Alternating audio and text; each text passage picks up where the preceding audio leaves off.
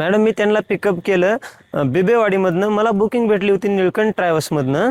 मग त्यांनी पिकअप केल्यानंतर रिया गाडीत बसत नव्हती. त्याच्या भावानं सोहेलनं तिला दंडाला धरून गाडीमध्ये बसवलं. बसल्यानंतर मी लगेच टाकलो आणि मला रियाच्या आई वडिलांनी म्हणले की सावकाश जावा. मी नंतर सावकाश गाडी नेली. मग ते औंधवरनं येत होतो. मग औंधला त्यांनी गाडी थांबवली आणि ते सोहेल म्हणला की मला गाणे लावायचे भया, गाणे लावून द्या. मग मी गाणे लावून दिले त्यांना. ते पुढे येऊन बसला, मागे बसला होता.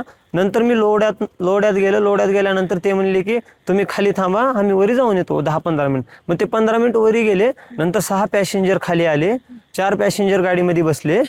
बसल्यानंतर मग मी लगेच टाकलं त्यांचं आणि तिथनं निघालो. मी फूड मॉलला गेलो.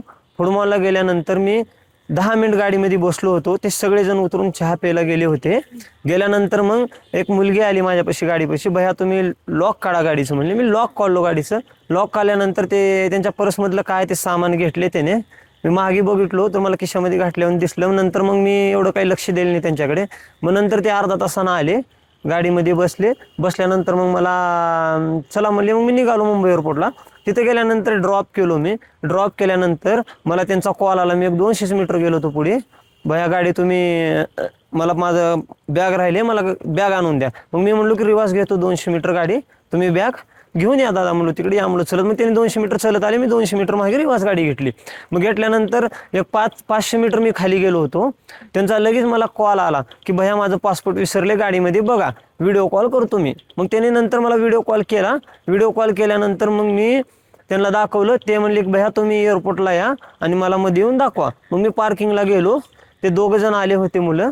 आल्यानंतर ते पासपोर्ट बघितला, बॅटरी लावून मोबाईलची सगळं. मग गाडीमध्ये काहीच नव्हतं. मग मी नंतर आलो बाहेर. मग मला आमच्या मालकाने दुसरं भाडं दिले, मी आलो.